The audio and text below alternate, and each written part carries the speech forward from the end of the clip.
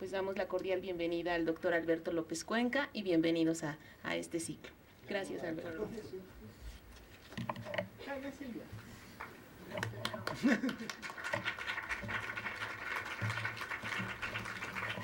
Bueno, pues muchas gracias. Espero que los aplausos sean merecidos al final, no los retiren, continúen en su apuesta por celebrar pues lo que les vengo a contar, pues muy amablemente invitado por el Museo Amparo, especialmente pues por su director Roberto Gabaldón y por Silvia Rodríguez, a quienes quiero agradecer la invitación para estar hoy acá y para compartirles algunas impresiones sobre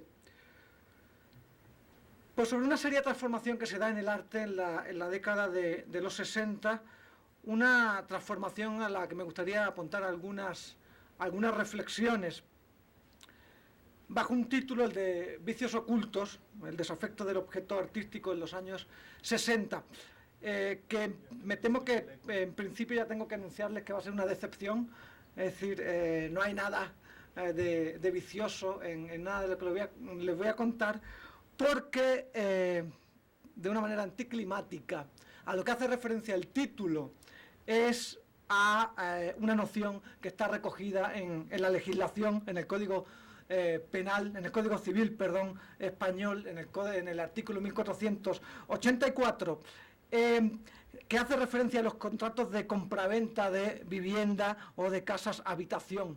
En esa legislación se recoge el término vicios ocultos. Los vicios ocultos son defectos inadvertidos que, en caso de aparecer antes de un determinado plazo desde la venta, dan derecho al comprador a exigir al vendedor el saneamiento de la vivienda o el inmueble. Y dirán ustedes, bueno, ¿y esto a qué viene? ¿No? ¿Qué tiene que ver los vicios ocultos en una vivienda? Es decir, las fallas estructurales de una vivienda que no son detectables a primera vista con lo que ocurre con el arte de la década de los 60, con ciertas prácticas que se dan en el arte de la década de los 60. Pues bueno, fundamentalmente a que considero que las obras de arte tienen un vicio oculto fundamental, una implicación imprevista y para muchos no deseable. Todas las obras de arte, aun cuando parezcan ser objetos acabados y cerrados, estáticos y definidos, conforman siempre una práctica. Toda obra de arte conlleva siempre, ineludiblemente, la constitución de un campo de relaciones sociales. Mi convicción es que advertir, admitir y alcanzar a comprender esto aconteció de modo determinante en la década de 1960. Lo que sigue pretende ser una consideración al respecto.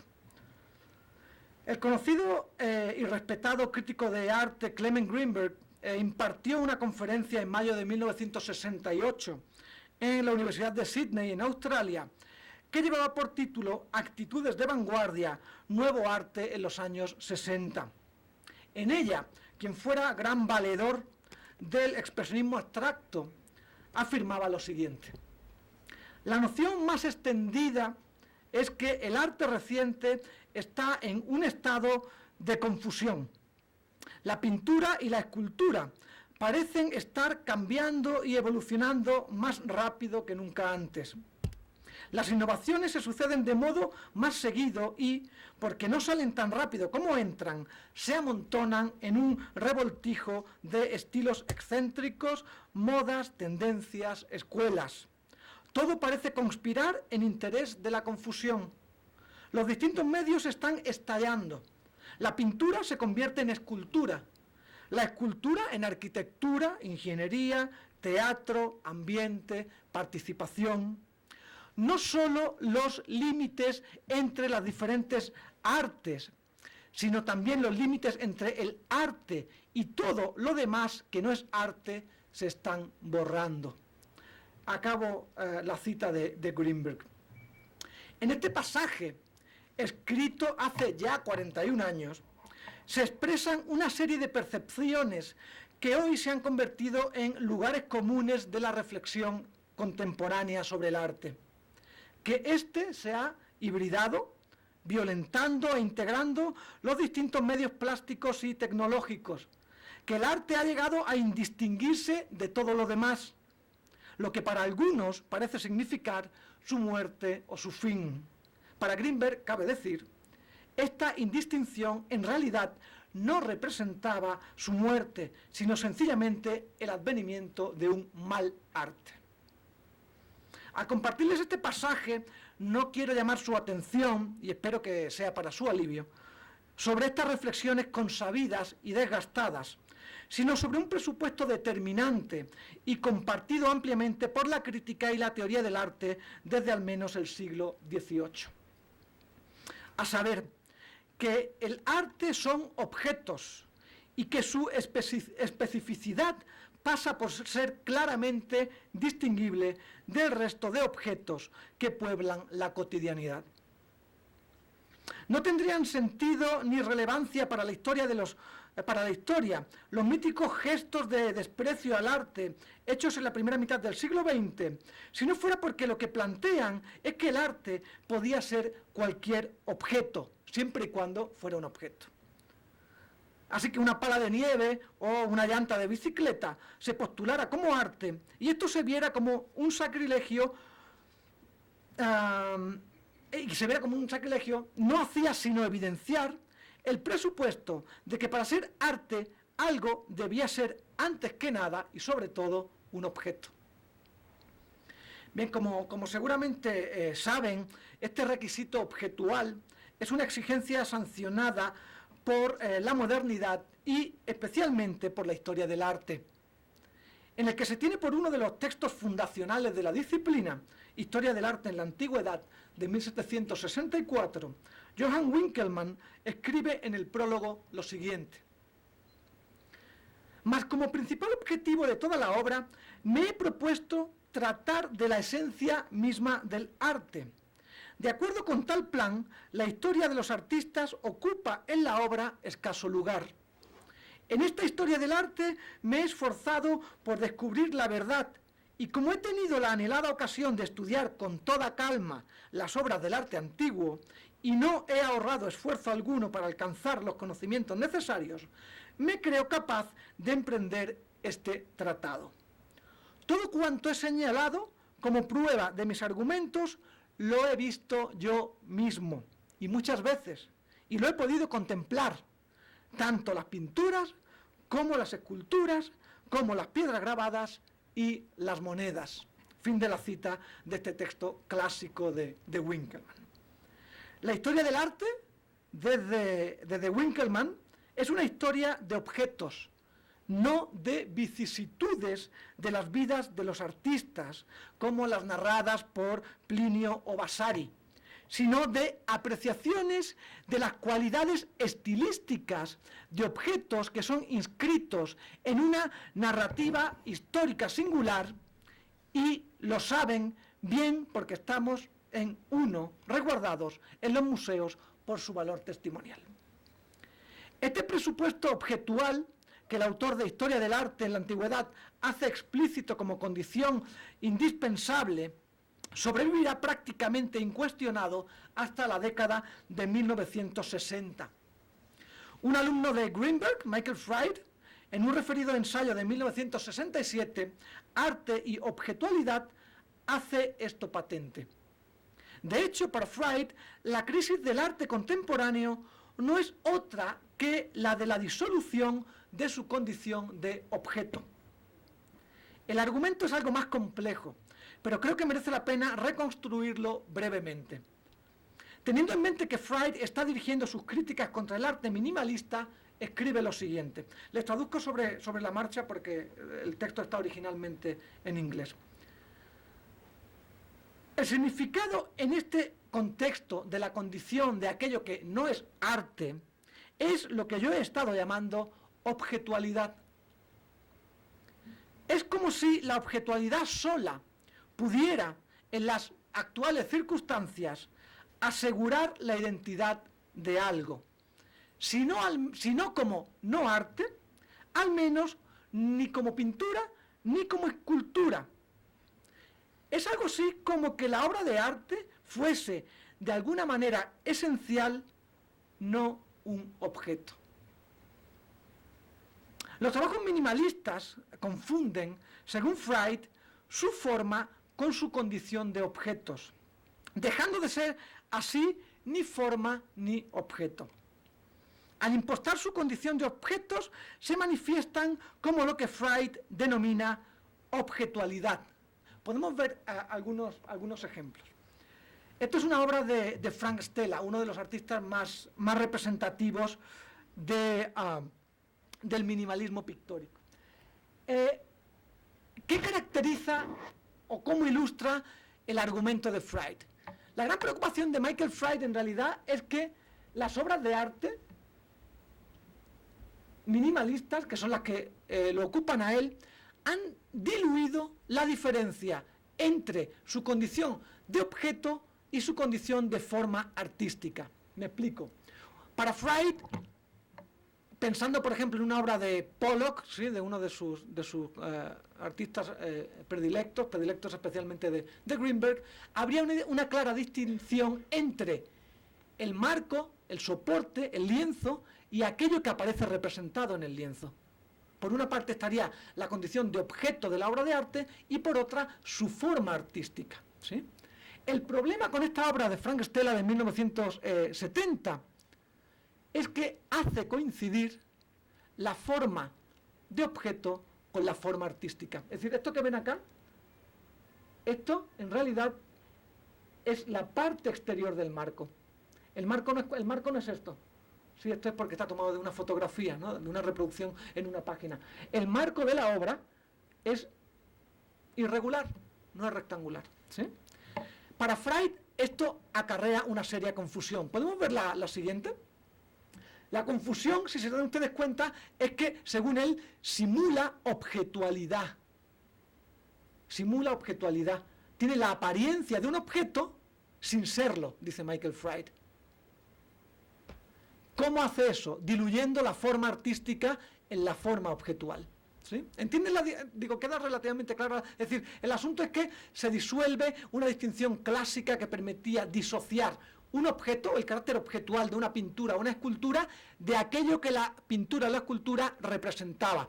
Aquí se haya diluido la representación en la propia forma, en el propio objeto. La conclusión de esto para Michael Freud es que el arte minimalista específicamente, deviene objetualidad, ¿sí?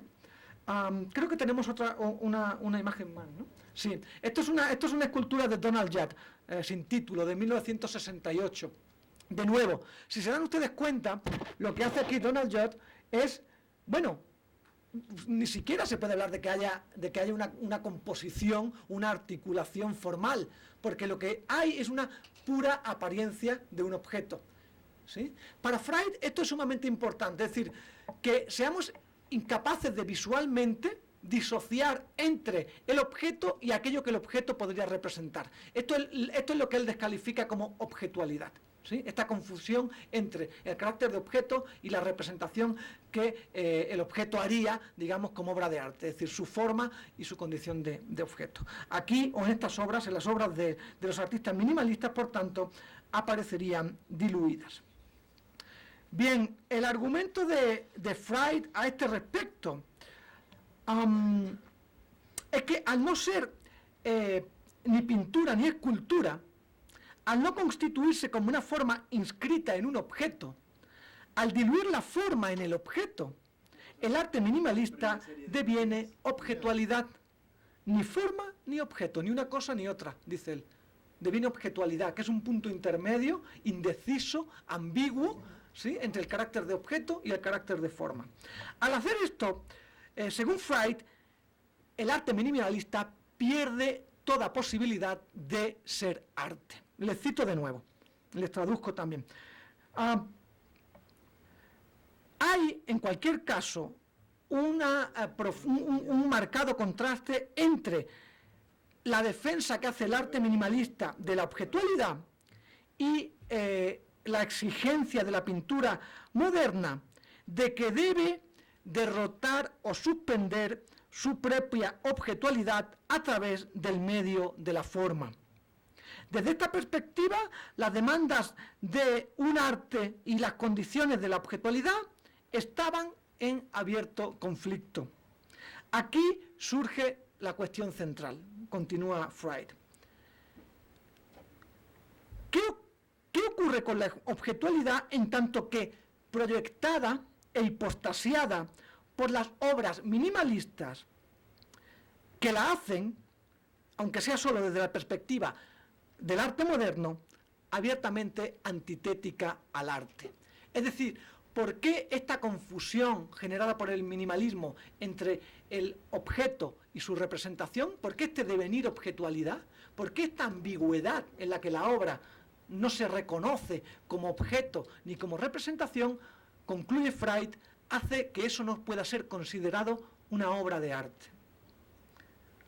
Esa es su pregunta, ¿no? La pregunta que resume en este pasaje. Bien, en esta última afirmación se concentra la duda de Freud respecto a la artisticidad del minimalismo. En la medida en que rezuma objetualidad, se confronta con la tradición moderna, implícita pero indudablemente objetual, y precisamente por ello cuestiona su condición de arte. El argumento en contra de la artisticidad del minimalismo no es otro que su insuficiencia como objeto, lo que lo llevará irremediablemente a ser teatral y, con ello, a estar incompleto como obra de arte. El minimalismo será, según Michael Freud, penosamente dependiente del entorno y los elementos circunstanciales. Cito de nuevo a Michael Freud. La respuesta que yo quiero proponer es la siguiente. El arte, la defensa que hace el arte minimalista de la objetualidad, no significa más o no significa otra cosa más que una suscripción de un nuevo tipo de teatro, y el teatro es la negación del arte. Fin de la cita. ¿Y por qué? Se preguntarán. ¿Por qué el teatro es la negación del arte? ¿Por qué piensa Michael Freud que el teatro es la negación del arte? Bien, sencillamente porque acaba con su autonomía al hacerlo dependiente del lugar donde se emplaza. La obra de arte ya no está completa y cerrada, constituida como un todo en un objeto autosuficiente. Dos rasgos distintivos de esta pérdida de autonomía son que las obras incluyen el espacio circundante, el espacio que la rodea, y el espectador para constituirse como obra de arte. Es decir, Michael Freud ve como un problema fundamental que en esta pérdida de su condición de objeto, la obra de arte, o la obra de arte minimalista, que son de las que él está hablando específicamente, operan una suerte de apertura al contexto e inclusión del espectador en su dinámica. Para Michael Freud, esto es poco menos que un ejercicio teatral. Michael Freud acusa al minimalismo de teatral y, en resumidas cuentas, viene a decir que en la medida en que la obra de arte pierde autonomía, en la medida en que la obra de arte no es suficiente, en la medida en que la obra de arte no está concluida como objeto, no puede ser obra de arte. Freud cita a Robert Morris, uno de los máximos exponentes del minimalismo, de que veremos algunas imágenes, algunas obras ahora, para evidenciar esta crisis teatral, ¿sí? Cito de nuevo. Esta es una afirmación de Robert Morris, de un artista minimalista. Dice, las mejores obras de arte actuales toman la relación fuera de la obra y hacen de ella una función concreta en el espacio, con la luz y con el campo de visión del espectador.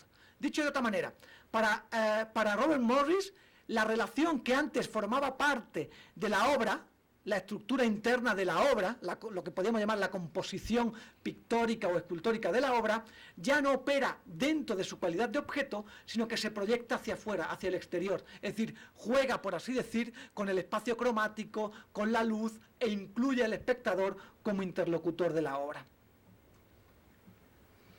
En resumidas cuentas, el minimalismo es teatral porque está preocupado con las circunstancias actuales en las cuales el espectador encuentra la obra.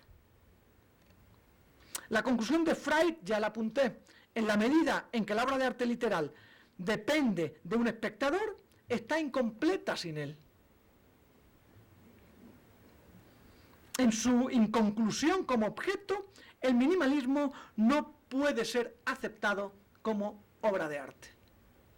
Les muestro un ejemplo, una obra de Robert Morris, El Vigas, digamos, de 1965. Se trata de tres piezas similares, ¿sí?, dispuestas en distintas, no alcanzo a ver tres, son tres piezas habitualmente, dispuestas en una sala, a veces también están en espacios públicos, en espacios abiertos, o se dispusieron en espacios abiertos. Y para Michael Fried esto ejemplifica nítidamente el carácter teatral del arte. El carácter teatral del arte minimalista, para ser más específico. Es decir, por una parte, la obra está inconclusa, no tiene una estructura, una estructura intrínseca, propia, no está articulado internamente, sino que se abre en el espacio, es decir, juega con los muros, con las luces, ¿sí?, con el piso. Es decir, la estructura de la obra ya no es una estructura que le pertenece desde un emplazamiento objetual, sino que la obra se abre, por así decir, al entorno inmediato y termina incluyendo al espectador. Es decir, esta obra no tiene un punto de vista, no hay una perspectiva privilegiada para ser vista. Si ustedes se paran delante de una pintura, se separan delante de, yo qué sé, las dos Fridas de Frida Kahlo o las Meninas de Velázquez, hay una postura, hay una posición de observación determinada. Ustedes no se pueden poner de costado o pegados a la pared para ver la pintura. Probablemente los increpe el guardia de seguridad, ¿no? Se intentan hacer eso. Es decir, hay una posición, hay una línea, incluso en que le marcan desde dónde debe ser vista la obra. ¿Desde dónde debe ser vista esta obra? De cualquier lugar, se pueden poner acá, acá, acá, acá. De hecho, la idea de Robert Morris es que la obra, como tal, no es más que el momento de encuentro, el proceso en el que el espacio es transitado por el espectador. Por lo tanto, y esto es la gran queja de Michael Fried, la obra no está autocontenida, no es suficiente, no está concluida, no está cerrada. La obra es teatral porque sin el contexto en el que se despliegan las piezas, sin la incursión de un espectador, sin la interacción concreta de un espectador, no hay obra. Y para Michael Fried esto es poco menos que decir que no hay arte, porque la obra de arte tiene que ser autónoma. O esta es una de las exigencias que tanto Clement Greenberg como Michael Fried comparten, y es una de las exigencias en realidad de la teoría estética moderna, la autonomía de la obra de arte. Bien, creo que estas notas tomadas del texto de Fried hacen obvio el cerrado vínculo que la modernidad generó entre arte y objeto, hasta el punto de negarle a algo la condición de artístico por su desmaterialización. Creo que Fried en su texto hace un excelente diagnóstico de la situación del arte en los años 60. Efectivamente, el objeto estaba cediendo paso a la experiencia. El único pero fatal error del crítico fue despreciar esas experiencias como no artísticas porque no provenían de un objeto concluido. Muy a su pesar, y al de Greenberg, las estrategias del arte cinético, de la instalación, el land art y la performance hicieron de la experiencia, en detrimento de las cualidades y calidades de un objeto, un nuevo criterio artístico. En realidad, como ya les comenté, y volveré sobre esta cuestión, no es tanto que el arte se manifieste por primera vez como experiencia, sino que se desvanezca abiertamente el papel del objeto en este proceso. A diferencia de Fried, otra alumna de Clement Greenberg, dicen que la sombra de Clement Greenberg es muy alargada, es decir, prácticamente apadrinó a toda la generación de críticos, ¿no?, de la década de los 60. Pero bien, a diferencia de Michael Fried, una alumna de Clement Greenberg, en este caso díscola y respondona, Rosalind Krauss, celebraría, bien es cierto que 10 años después, en 1977, es decir, 10 años después del texto de Michael Fried, Krauss celebraría ese proceso mediante el que el arte y específicamente la escultura va separándose de su concreción material y planteándose como experiencia en el espacio real y no ya en el ficticio de la forma artística. Al final ya de su texto, reveladoramente titulado Pasajes de la escultura moderna, Rosalind Krauss escribe lo siguiente: la escultura contemporánea está, de hecho, obsesionada con esta idea de pasaje. La encontramos en el corredor de Naumann, en el laberinto de Morris, en Deslizamiento de Serra, en el malecón de Smithson. Estas imágenes de pasaje llevan a su término la transformación de la escultura de un idealizado medio estático a uno temporal y material, que había comenzado con Rodin.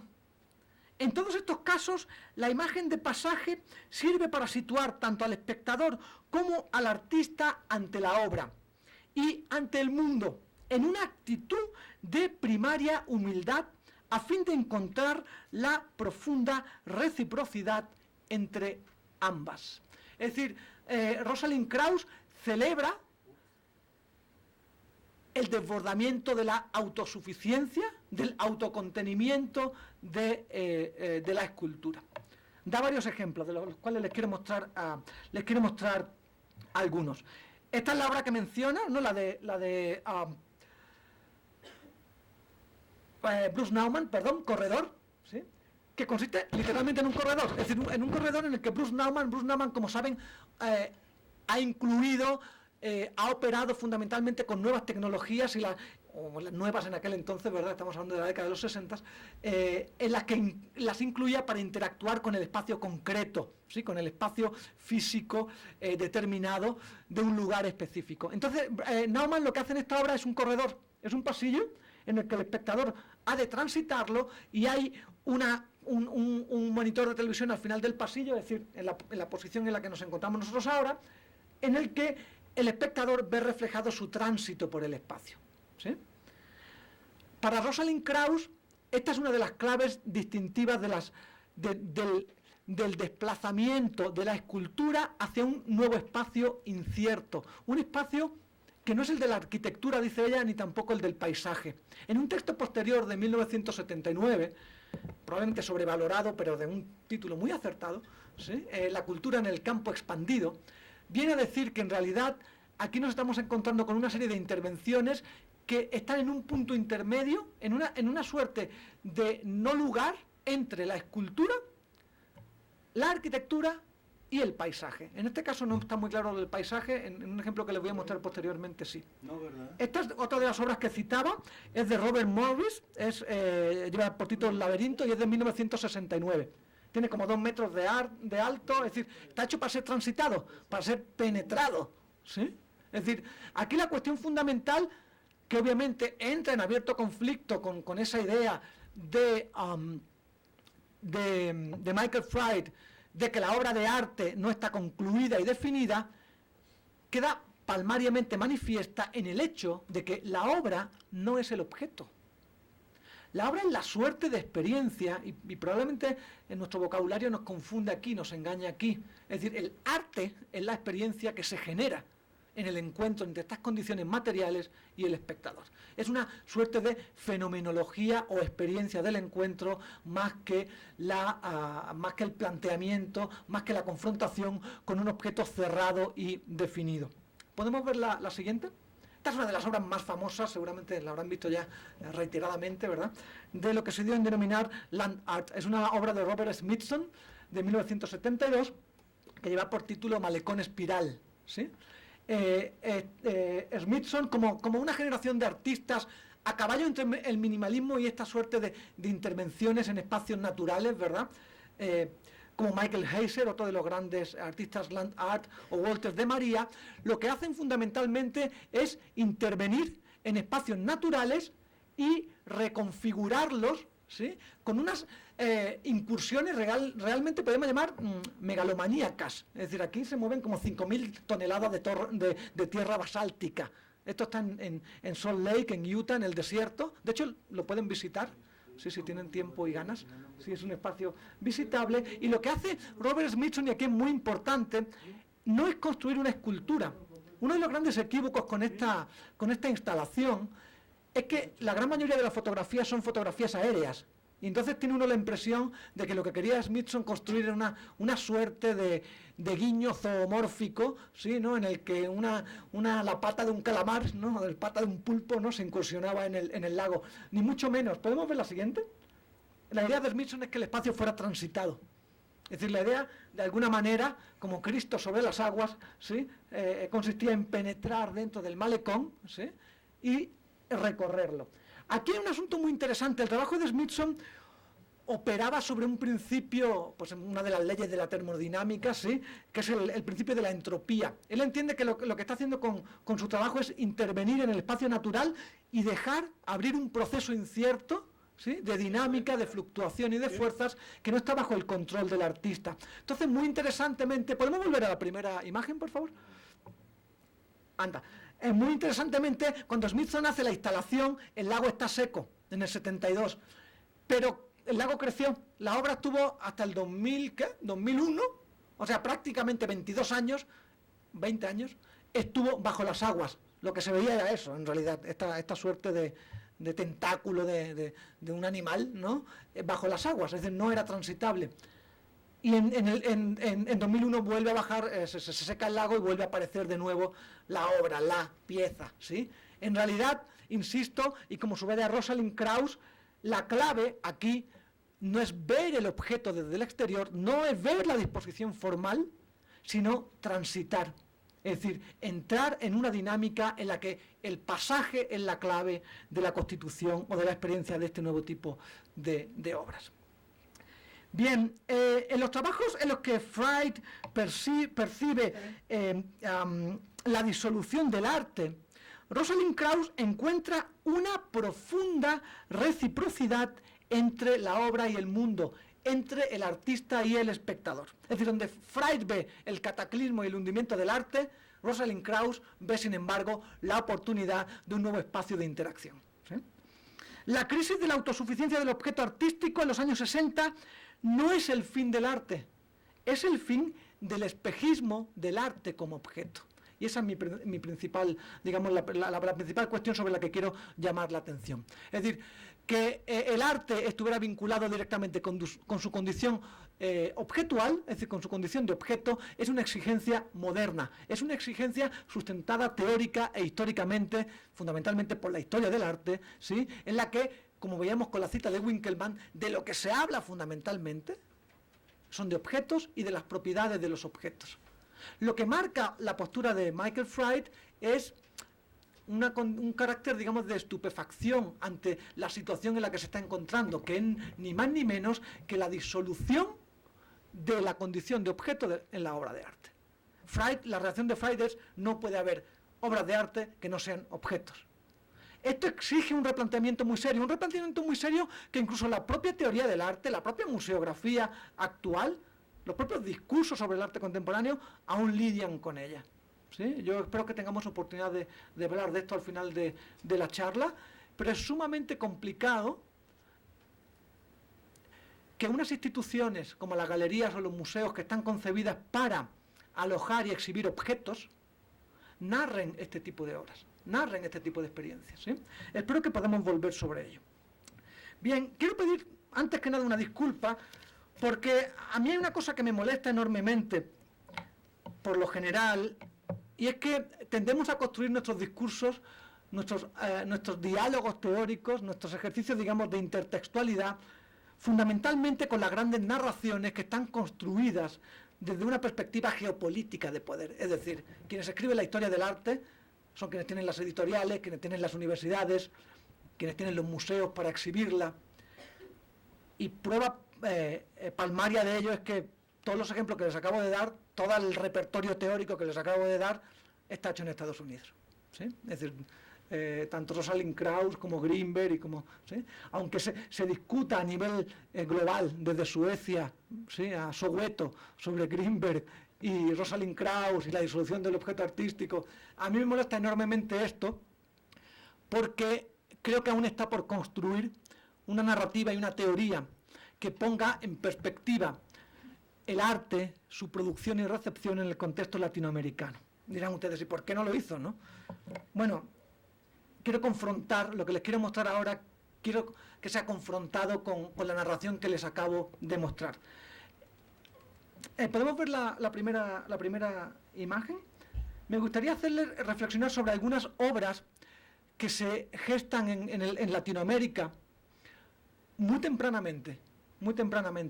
Estas obras que les voy a mostrar, estas primeras que les muestro, son de la década de los 40. Es decir, como que la historia del arte, la crítica neoyorquina celebra que Frank Stella rompa el marco, la primera obra que les mostré, ¿verdad?, en la década de los 60, ¿no? Bueno, esto es una obra de Tomás Maldonado de 1945. ¿Sí? Esto es de 1945. Tomás Maldonado es un artista argentino que pertenece al grupo denominado arte concreto, ¿no? Hay otros en Brasil también, les mostraré unos ejemplos ahora, pero en Argentina ya arraiga con un diálogo crítico muy fructífero, realmente muy feraz, muy fértil, con la tradición del neoplasticismo europeo, es decir, con la obra de Theo van Doesburg, de Mondrian. Ellos heredan y reformulan algunas de las exigencias del neoplasticismo y conciben un nuevo tipo de exigencia para la pintura, ¿sí? Un ejercicio de autorreferencialidad de la pintura, en la que la pintura busca no ser un arte abstracto. Ellos entienden, Maldonado y toda su generación, que tienen, por cierto, un órgano de difusión que es la revista Arturo, desde 1945, ellos entienden que una de las grandes limitaciones del arte abstracto es que se entiende como precisamente lo que su nombre indica, una abstracción del arte figurativo. Y lo que plantean ellos es un arte que no rememore de ninguna manera ninguna de las estrategias de representación, ya sea de la naturaleza o de cualidades formales de las obras, ¿no? Entonces ellos abogan por el arte concreto. Es decir, no están haciendo ningún tipo de representación, están presentando, están generando una presencia, por así decir, una presencia, eso sí, pictórica. Sí, a eso responde el quebrar, de nuevo aquí, igual que les mostré con la obra de Stella, el marco es esto. El marco no es la cosa blanca, o sea, el marco es esto. La pintura parece fragmentada. ¿Podemos ver la siguiente, por favor? De nuevo, aquí aparece el marco fragmentado. Es una composición cromática, de forma geométrica, pero el marco aparece quebrado. La idea fundamental tras este quiebre del marco, tras esta ruptura del marco, no es otra que acabar con la idea del cuadro, de la pintura, como una ventana, como un mundo al cual uno se asoma, o más bien la pantalla a través de la cual uno accede al mundo, por así decir, ¿sí? Quebrar con esto es llamar la atención sobre el carácter concreto de la obra, ¿sí? Pasamos a la siguiente, por favor. De nuevo, este es otro de los ejemplos de Julia Kosicke, de 1949. Esto es una pintura Madí. Hay una cita muy famosa del poeta Vicente Huidobro, que seguramente o no habrán oído, pero si no han oído yo se las comparto, en la que Huidobro decía: nunca ha sido más fértil el arte, nunca ha sido el arte más fiel a sí mismo que cuando ha dejado de imitar a la naturaleza. Estaba pensando precisamente en este tipo de ejercicios, es decir, unos ejercicios en los cuales el arte no reproduce aspectos de la naturaleza, ya sean figurativos o abstractos, sino que crea. Nunca ha sido el arte más fiel a sí mismo que cuando ha dejado de imitar a la naturaleza y ha pasado a comportarse como ella, es decir, a producir objetos, a generar presencias, a generar cuerpos, a generar una nueva ontología. Pasamos a la siguiente, por favor. Este es otro de los ejemplos, este es uno de Digi Lagni, pintura articulada. Claro, esto imagínense, esto es una... Recuerden la cita de Greenberg, donde Greenberg dice, claro, el arte contemporáneo, ni tan contemporáneo, esto de los 40, ¿sí? El arte contemporáneo diluye la frontera entre pintura y escultura, ¿sí? Cuando el bueno de Michael Fried se queja de que en realidad, ¿esto qué es? O sea, ¿dónde está la forma pictórica y dónde está el objeto? Él lo acusa esto de ser objetualidad, no es ni un objeto ni una forma, ¿sí? Y tiene razón, en realidad tiene razón. En lo que no tiene razón es que no sea arte, ¿sí? De nuevo, esto es otro de los ejemplos más famosos, esto es de Rod Rothfuss, composición Madí, de 1947. También, todos estos, Rothfuss es uruguayo, todas las obras que les mostré están hechas en el cono sur, ¿sí? en el tercer mundo. Aquí ven de nuevo el marco quebrado, quiebra en el interior, hay una oquedad dentro. Esto, aunque les pueda parecer una discusión escolástica, generó un gran debate. De hecho, Maldonado se enfrentó abiertamente al grupo de arte Madí, que es una evolución del arte concreto, diciendo que esto ya no era pintura, que esto tenía sombra, luego debía ser escultura. Sí, entonces hay un debate así, si las pinturas podían tener sombra o no podían tener sombra, ¿no? Una situación sumamente interesante que a los puristas, y eso es un término que bien puede aplicar a Michael Fried y a Greenberg, a los puristas genera conflicto, pero a quienes estaban experimentando con las formas plásticas, no generaba ningún conflicto. Pasamos, por favor, a la siguiente. Esto es de Otero, de Alejandro Otero, de 1958, el colorritmo 34. Le puse, esto es un óleo, en realidad, ¿sí? Un óleo sobre lienzo. Como saben, en Venezuela, en la década de los 50, hay un movimiento muy fuerte, el primer movimiento, digamos, consolidado del arte cinético, ¿sí? Lo que me interesa, y luego les daré otros ejemplos, es que al arte cinético, es decir, el arte cinético opera sobre el principio de que la obra no es el objeto. La experiencia artística que se genera en el encuentro con el objeto es lo que deriva propiamente en una relación o en una definición de que cabe ser caracterizado como arte. Es decir, no es el objeto, sino el encuentro del espectador con el objeto. ¿En qué radica ese encuentro en el caso de los artistas cinéticos? En la generación de una atmósfera cromática. Si han visto ustedes alguna pieza cinética, es pésimo que se las ponga en reproducción, porque por mucho que se muevan delante, no va a haber efectos ópticos, ¿sí? Inténtenlo en casa para no hacer el ridículo, pero no hay.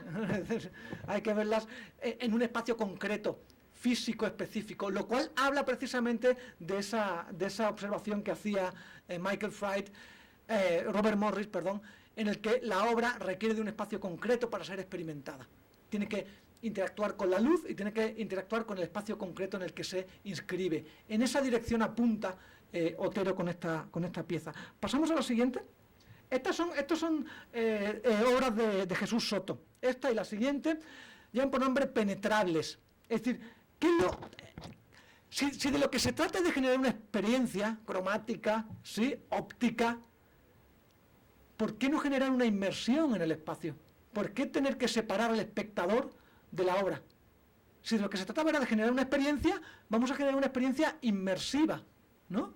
Entonces los artistas cinéticos, ya muy tardíamente, esto no es, no se trata de patentar las ideas, ni mucho menos, ¿no? No es idea original de los artistas cinéticos.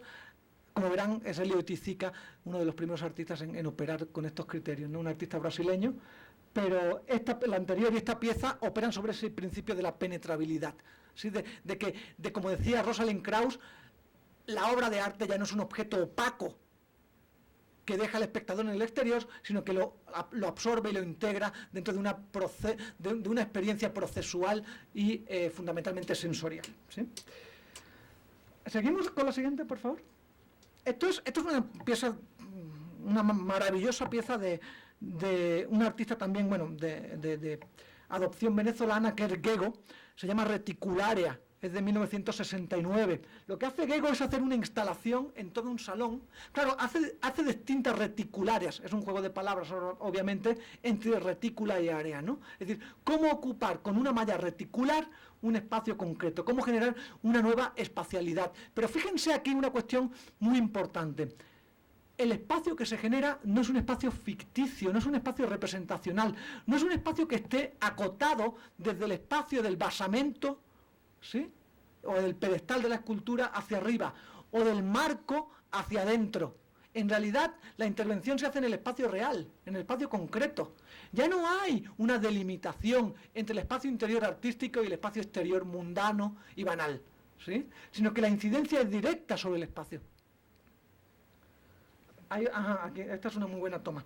De hecho, todavía está instalada en la Galería Nacional de Caracas, ¿sí? O sea, se puede visitar la pieza. De nuevo, lo que marca, insisto, es ese serio desplazamiento desde la autonomía de la obra de arte como objeto a la expansión del arte como una experiencia espacial, fundamentalmente. Pasamos a la siguiente, por favor. Esta y las imágenes que les muestro después son de Hélio Oiticica, un artista brasileño.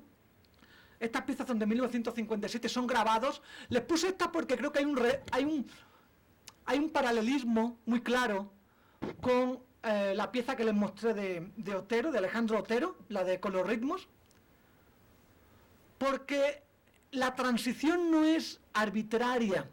Es decir, no es que una mañana se levantase Oiticica y dijera, ¿saben qué? Quiero hacer instalaciones, ¿no? Es decir, no, hay todo un ejercicio interno muy, muy interesante. A mí me desconcertó, y lo admito, o sea, lo tengo así como en alta estima el trabajo y la consistencia de Oiticica, pero me desconcertó muchísimo en una exposición retrospectiva en 2007 en la Tate Modern, una declaración de Oiticica donde decía, la preocupación de mi obra, en toda mi vida, mi preocupación fundamental y la que mi obra manifiesta, ha sido el color. Era como que, o sea, les voy a mostrar algunas obras posteriormente en las que para mí me parece que hay otro tipo de implicaciones mucho más importantes para la práctica artística que la preocupación por el color. Y sin embargo, tiene razón, o sea, sus primeras preocupaciones en esta serie, en metaesquemas, que son del 57 y del 57 al 59, su preocupación fundamental es cómo dinamizar el espacio cromático. Es decir, si se dan cuenta, no se encuentra con una relación estática. Hay una movilidad en el espacio. No, es decir, si ustedes ven, no sé, Mondrian, por ejemplo, ¿sí? o una representación clásica, digamos, del arte abstracto, opera sobre el principio de la estaticidad. Aquí hay movimiento, igual que en el arte Madí. Y el movimiento está en abierto conflicto con la pintura. La pintura, por mucho que intentemos otra cosa, es estática. Sí, como dice Lessing en su famoso texto en la distinción entre pintura y poesía, ¿no? En Laoconte, dice, la pintura lo que representan son momentos estáticos, no puede hacer otra cosa. Y sin embargo, vean qué maravilla, vean cómo lo que captura con esta serie de serigrafías es el movimiento, un movimiento cromático, ¿sí? Pasamos aquí de nuevo. Es muy interesante, es decir, cómo toma Oiticica un vocabulario clásico, el vocabulario de la abstracción clásica, y opera con él para mostrar otras posibilidades plásticas. ¿Sí? De nuevo aquí también, ¿no? Pero Oiticica, coherentemente, dado que su preocupación es por la concreción fenomenológica del color, la experiencia del color, al igual que los cinéticos posteriormente, porque esta obra es de principios de los 60, sí, esto se llama relieve espacial, es del 60, está hecho entre el 60 y el 61, Oiticica lo que hace es llevar al espacio real y concreto, sacar del espacio ficticio de la representación las formas, los colores, las relaciones, y generar una relación concreta en el espacio. Estos son esculturas flotantes, están colgadas del techo. Por cierto, que en una noticia realmente descorazonadora, el viernes pasado, la colección, la Fundación Hélio Oiticica, que está en Río de Janeiro, pues ¿sí? Salió ardiendo. O sea, se ha perdido toda la obra de Hélio Oiticica, prácticamente 2.000 piezas, videos, su colección, todo. O sea, todas las obras que estaban en la Tate Modern hace dos años se han perdido. Un auténtico drama. Pasamos a la siguiente. Estos son sumamente referidos. Se llaman bolid en portugués, algo así como núcleo.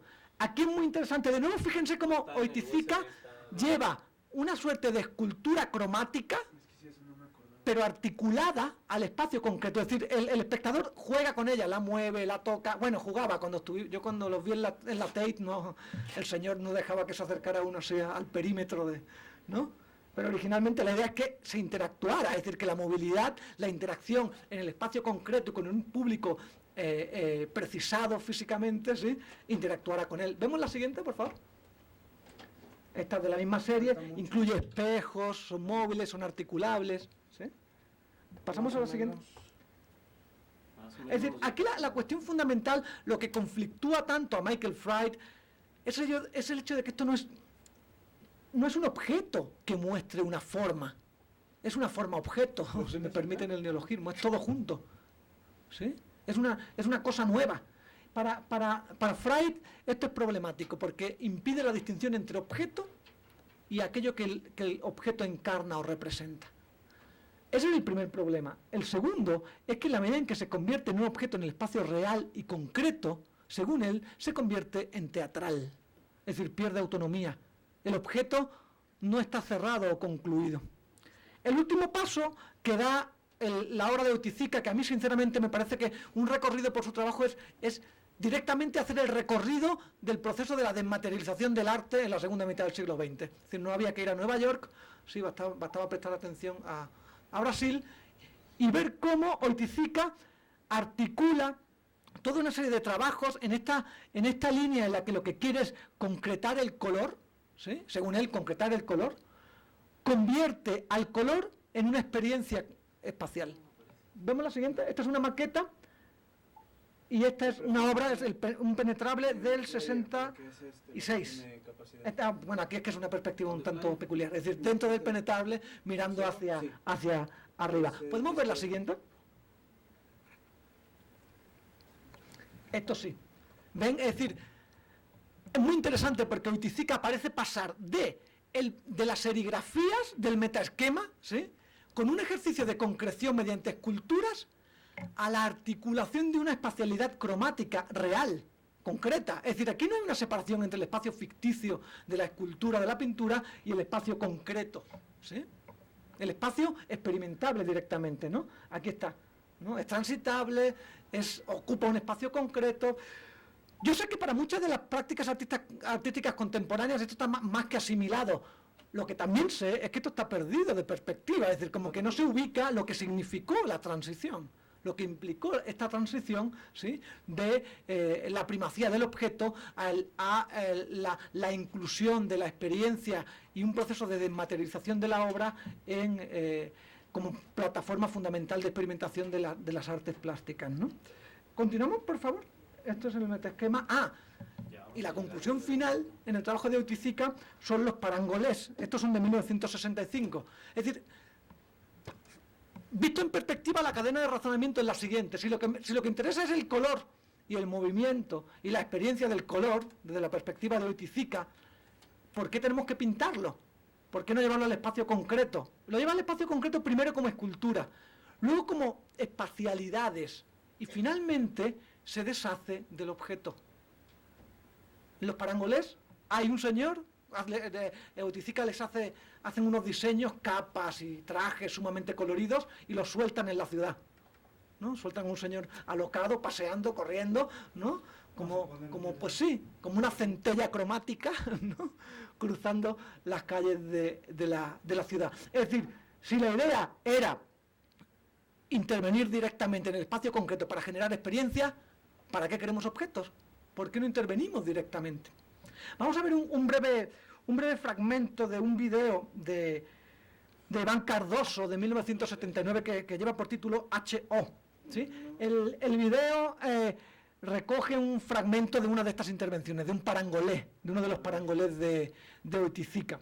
Es muy breve en realidad, pero creo que sí era importante que pudiéramos ver. Pues sí, es decir, el movimiento, la acción, sí, el proceso mediante en el que se lleva a cabo esa interacción. ¿Sí lo podemos ver o tenemos problemas técnicos? Ok, continuamos, no. Si lo podemos rescatar después, volvemos sobre el video. No, sí se puede ver. ¿Sí? Dejamos.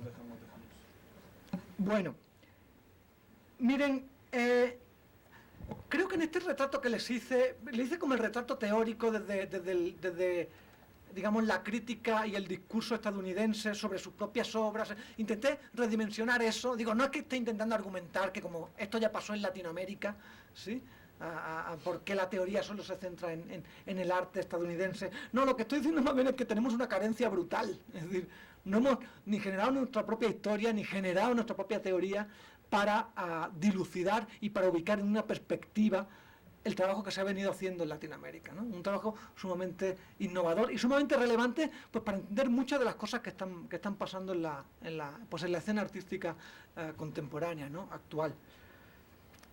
Miren, la crisis de la autosuficiencia del objeto, la crisis de la autosuficiencia del objeto artístico en los años 60 no es el fin del arte. Es el fin del espejismo del arte como objeto y la inclusión del entorno y el espectador como partes de la relación de la obra.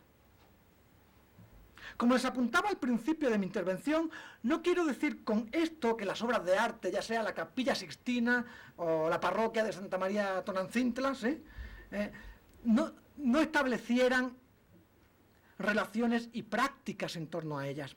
Obviamente que las establecen superando su condición objetual. Es decir, la Capilla Sixtina no es un objeto. La Capilla Sixtina articula una red de relaciones sociales en torno a ella.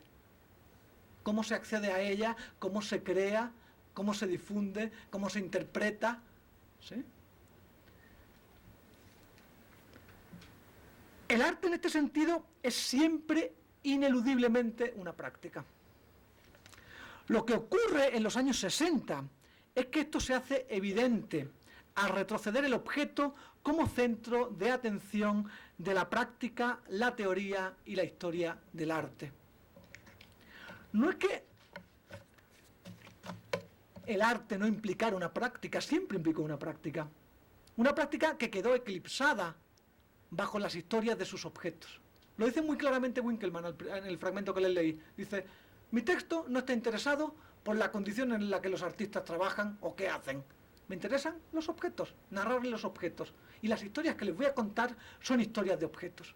Esto ha generado una miopía respecto a las implicaciones prácticas, ¿sí? Las implicaciones fundamentalmente pragmáticas y políticas, que son sobre las que quiero reflexionar ahora, del arte. ¿Sí? El arte parece haberse visto reducido fundamentalmente a su condición objetual. Lo que digo es que la década de los 60 evidenció que no. ¿Sí? Y no es que descubriera que el arte podía ser relaciones sociales o que el arte podía generar nuevos espacios de sociabilidad. El arte siempre había sido eso. ¿Podemos ver algunas de las imágenes? Bien, no puedo acabar sin plantearles un importante apunte respecto a la implicación política de esta dinámica de desmaterialización en el contexto sociopolítico de México. Al reflexionar sobre el movimiento estudiantil de 1968 en nuestro país y sus implicaciones contraculturales, el invaluable crítico Juan Hacha afirma que, cito, el apoyo brindado a las artes por el Estado tenía su precio para la comunidad artística, respetar los valores oficiales de las artes nacionales y atrasar o frenar los no objetualismos. Fin de la cita. En este sentido, las prácticas no objetuales tenían una abierta implicación política, no solo en México, sino, como pueden ver en la muestra en exhibición, en toda América Latina. Es decir, lo que está diciendo Juan Hacha acá es que en realidad el recurso, el potencial que abre las estrategias no objetuales, como la llama él, es un potencial fundamentalmente político. El desbordamiento del objeto hacia el espacio real que detectan los críticos estadounidenses que les citaba, en América Latina implica desbordar los espacios institucionales y el reconocimiento e inclusión del entorno social concreto y la realidad política como extensión inmediata de las prácticas artísticas. Es decir, el agotamiento, o más bien el desbordamiento del objeto, no implicaba incluir al espectador como sujeto que transita, sino que ese desbordamiento con lo que se encontró no fue con el espacio ideal de la galería, sino con los conflictos sociales y políticos de la época. Como señala Mari Carmen Ramírez, la crítica que de los no objetualismos, la crítica que se genera de los no objetualismos hacia las instituciones artísticas tradicionales en América Latina inciden concretamente en la precaria situación política y económica.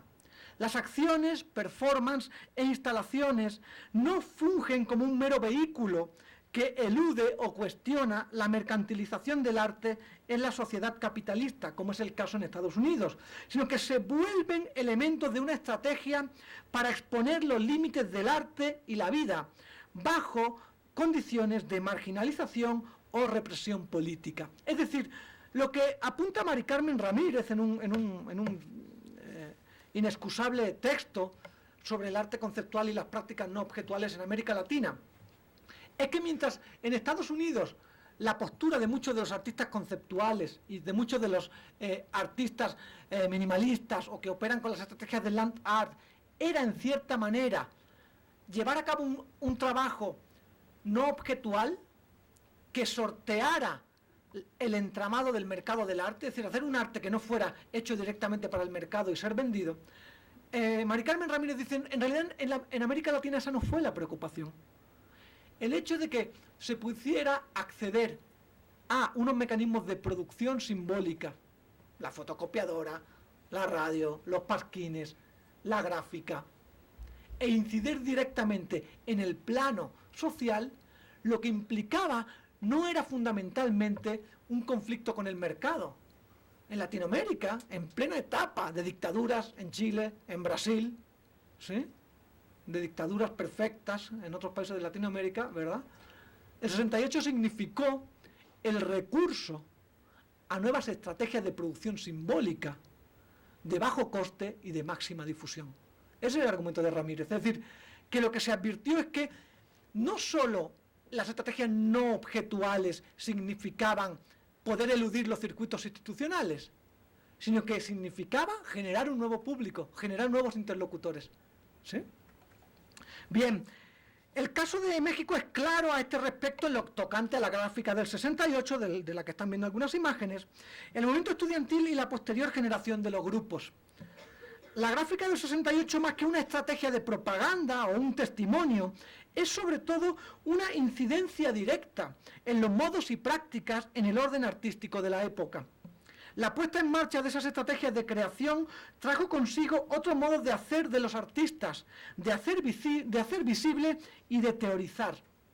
Hay un evento coetáneo al del movimiento estudiantil en el que el establishment artístico de la época, Rufino Tamayo, Carlos Mérida, Gunter Gerzo, Leonora Carrington, José Luis Cuevas, Alberto Gironella, es decir, la élite, ¿no?, artística de la época, hasta conformar 35, rechazó participar en la exposición Solar, la muestra gubernamental de arte que habría de acompañar a las Olimpiadas de 1968, esgrimiendo, entre otros motivos, cito, el estrecho criterio mostrado al dividir la exposición en 4 secciones: pintura, escultura, gráfica y acuarela.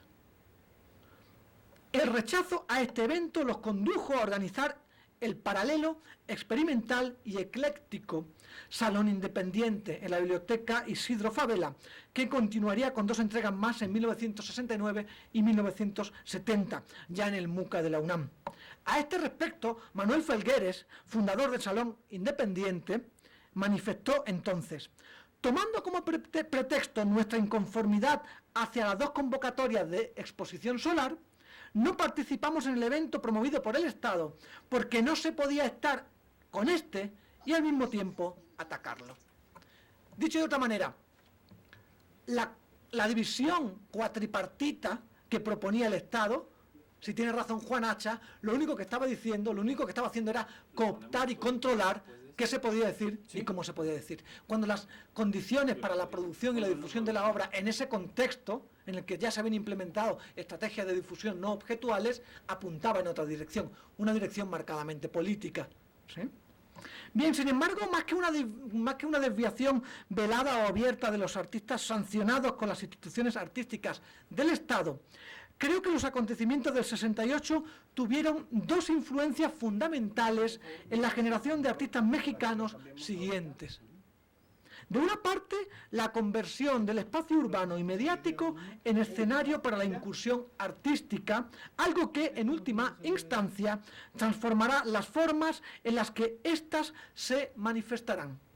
Es decir, la conversión del espacio público en espacio de incidencia artística. Es decir, no son ya los espacios de las galerías o las instituciones el único lugar y el único canal de distribución y acceso a las obras. De otra parte, las protestas estudiantiles abrieron brecha para el trabajo colectivo que se desarrollaría la década siguiente por parte de esa generación denominada los grupos, en el sentido de su interés por insertarse en la cotidianidad e intentar transformarla. Aquí ven algunas de las obras del grupo Mira y del grupo Pentágono, ¿sí?, que eran fundamentalmente estrategias, eran pues, grandes murales, paneles, ¿sí? Collage, que usaban para difundirlos y para moverlos por distintos espacios de la ciudad de México. En la exposición que tienen ustedes acá, en la exposición que hay, se recogen algunas de estas obras, ¿sí? Fundamentalmente del Proceso Pentágono, creo recordar, de Felipe Ehrenberg, ¿sí? De Maris Bustamante, esta es una obra del no grupo, de Maris Bustamante, de un grupo de marcada tendencia feminista. Lo interesante de la muestra que tienen acá es que pone en perspectiva esto. Esto no es un disparate del contexto mexicano, en realidad es toda una tendencia continental hacia el recurso de los procedimientos no objetuales, pero como estrategia fundamentalmente política, innegociablemente política.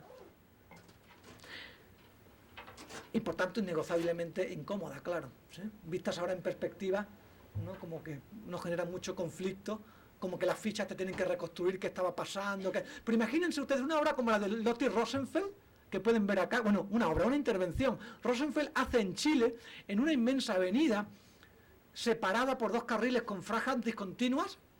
¿Saben qué hace? Las cruza, en plena dictadura, las cruza con franjas blancas transversales y convierte una inmensa avenida en un inmenso cementerio simbólico. ¿Sí? Claro, eso no tiene... O sea, dicho de otra manera, ese tipo de intervenciones mínimas, minúsculas, son máximamente significativas, no por como quisiera Michael Fried, la obra se autocontiene y dice y cuenta, no, porque precisamente parasita todo el contexto político, todo el entorno y toda la interlocución con los actores políticos del momento. Eso es lo que hace significativa a la intervención, ¿sí? La experiencia. Bien, en manos del movimiento estudiantil y de los colectivos artísticos, las inanes obras de arte se revelan como un obrar del arte, como un hacer que incide en el espacio social y político. El desbordamiento del objeto en los años 60 y 70 supuso el colapso, aunque fuera temporal, de las prácticas artísticas sancionadas. Mi convicción, como les confesaba al principio, es que este derrumbe es fruto de un vicio oculto que anida en toda obra de arte, su condición política. Muchas gracias. ¿Lo ponemos? Sí.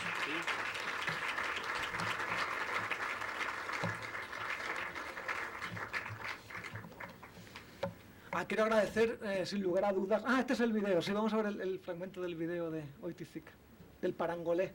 Digo, la calidad es ínfima, pero responde a la estética de los 60.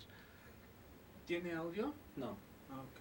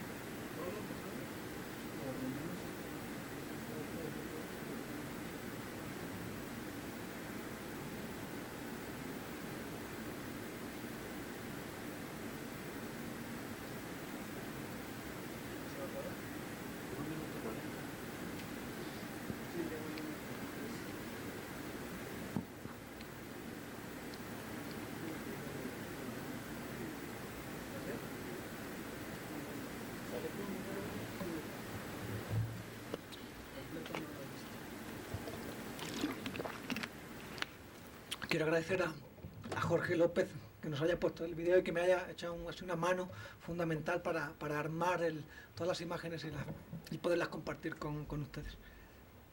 Pues si tienen preguntas o improperios que lanzarme, yo con gusto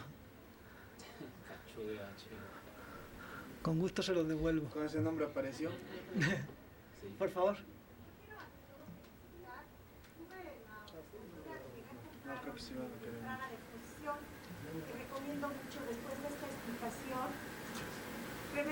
más que con ganas de volverla a ver, de apreciar todos los conceptos que vienen muy bien representados en la exposición, Sí. en las cuestiones que has comentado aquí, y creo que eso nos abre otro panorama de lo que es el arte.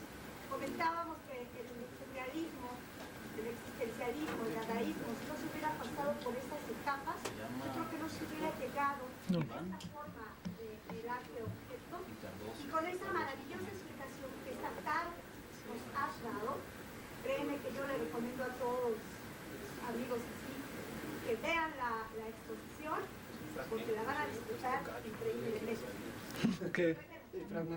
Que no, a usted muchísimas gracias por el elogio, pero en realidad no creo que se deba tanto a mi explicación como a que las obras y las descripciones y los propios eventos hablan por sí mismos, ¿no? Como que manifiestan una situación conflictiva y crítica respecto a una concepción, pues de alguna manera incuestionada, que tenemos sobre el arte como fundamentalmente una producción de objetos, ¿no? Y el arte ha llevado siempre necesariamente emparejada la producción de experiencias y de relaciones sociales, ¿no? Lo que ocurre en este lapso temporal, la década de los 60, que es la que me interesaba compartir fundamentalmente con ustedes, porque creo que es el momento de fricción, ¿no? Donde está agotándose todo un discurso, hasta se llega a hablar del fin del arte, ¿no? Es decir, como que el fin del objeto es directamente el fin del arte, ¿no? Y lo que estamos en un periodo de transición paradigmática, ¿no? En realidad, es decir, el afianzamiento de, pues, y la visualización y el hacer evidente unas estrategias que no eran las estrategias propias del arte objetual. Sí, coincido con usted que sin duda, sin muchos precedentes muy importantes de principios del siglo XX, es decir, no podemos, que a mí me da risa, ¿no?, esa división que se hace entre arte de la primera mitad del siglo XX y de la segunda mitad del siglo XX en los libros o en los cursos universitarios, cuando sinceramente son discontinuidades artificiales, ¿no? Es decir, como que no se sostienen, sin lugar a dudas. Pero creo que sí lo que hay en ciertos gestos del Dada, muchos hablan incluso de las primeras obras de la segunda mitad del siglo XX, como Rauschenberg o las obras de Jasper Johns, hablan de neodadaísmo, porque sí rescatan algo que de alguna manera quedó en el tintero. Como que la crítica y la historiografía de la época a Duchamp lo vio como un enfant terrible, ¿no? Como un niño malo, ¿no? Pero no se entendió aquello que implicaba esto, sí. Mientras no sea de mí, adelante.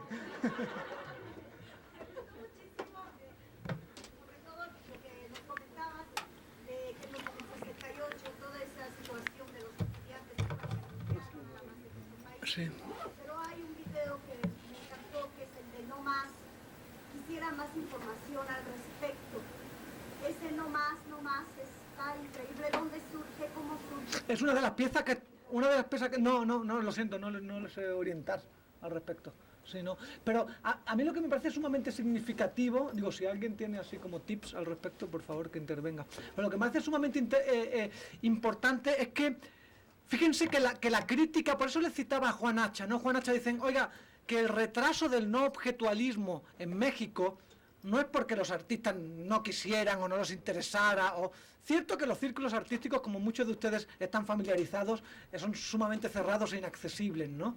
Y en la medida en que aquello que se dio posteriormente en llamar la generación de la ruptura, ¿no?, liderada por José Luis Cuevas y Vladi, como una ruptura con un alejamiento de la estética pues nacionalista de la Escuela Mexicana de Pintura, fundamentalmente, se convirtió en un monopolio, es decir, consolidado en la década del 66 de nuevo, y ellos mismos se refiere siempre el mural efímero que lidera Cuevas en la UNAM en el 68, donde reúne a todos los pintores hegemónicos de la época a hacer un mural, ¿no?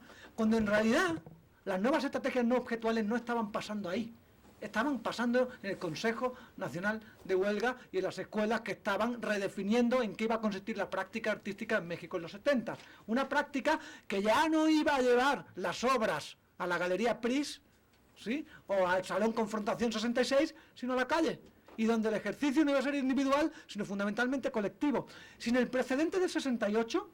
y sin una tendencia generalizada en México, eso es cierto, aunque muy subterránea, pero constante, del trabajo colectivo, como el taller de gráfica, o el grupo 30 y 30, o el estridentismo en la década de los 20. Hay como una continuidad en esa estrategia del trabajo colectivo en México que estalla en la década de los 70. Es decir, hay como 25 colectivos trabajando en México en ese periodo. Yo creo que ese boom es inconcebible sin las revueltas estudiantiles y sin la propia redefinición de la práctica artística que se da en ese contexto. Es inconcebible. ¿Me pueden explicar cómo de Vladi sale Proceso Pentágono o sale No Grupo? Es decir, es fundamental que sea un motor de producción simbólica como es la Esmeralda o la ENAP, ¿sí?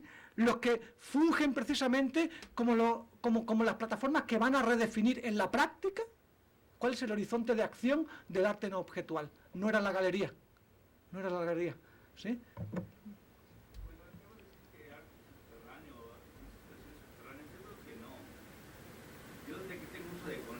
El mimeógrafo me enseñó. Tú pusiste ahí en algunas de las imágenes el Instituto Nacional de Huelga, ¿no? Desde 40 años acá, por lo menos, que yo puedo dar razón, efectivamente ha habido arte no comercial, un arte que no está para la vida de las galerías, y también hoy tenemos el arte con toda la avalancha, y aquí veo muchos jóvenes que entran, que seguramente están haciendo el arte con las paredes, en los soportes no convencionales, que están inventando y reinventando. También el movimiento de los zapatistas en México, que no es oficial, tiene muchísimas expresiones artísticas de todo tipo. Entonces, claro, al no ser comercial, al no ser vendible, al no ser utilitario al sistema para controlar, pues no se considera como arte, está fuera de la academia incluso. Entonces, sí hay que tomar nota de eso, porque precisamente, como es una expresión humana, todo aquello que pueda promover el sentir de los individuos, hombres o mujeres, debe ser así considerado. Tú planteabas al final, y es una tarea que efectivamente algunos estamos pensando, pero no hemos hecho. ¿Cómo exponer para que todos entendamos que cualquier objeto puede ser arte, ¿sí? Pero dándole un contenido, un sentido? Porque si no, bueno, nos vamos a seguir reuniendo, vamos a estar escuchando, nos vamos a aplaudir, pero no hacemos nada. Creo que el arte no es subterráneo nunca, el arte está en todas partes, sepamos apreciarlo y reproducirlo, difundirlo. Yo coincido con la señora que me antecedió de que hoy la exposición que tenemos aquí, de Amparo, rompe con los paradigmas preestablecidos. Y bueno, si me corre la voz, comentaba yo con mi compañero, que no sea arte, nada más para que lo dogmatice, lo dulcifique y después ya no seamos contestatarios. Yo creo que mientras seamos conscientes, podemos tener la diferencia con otros animales.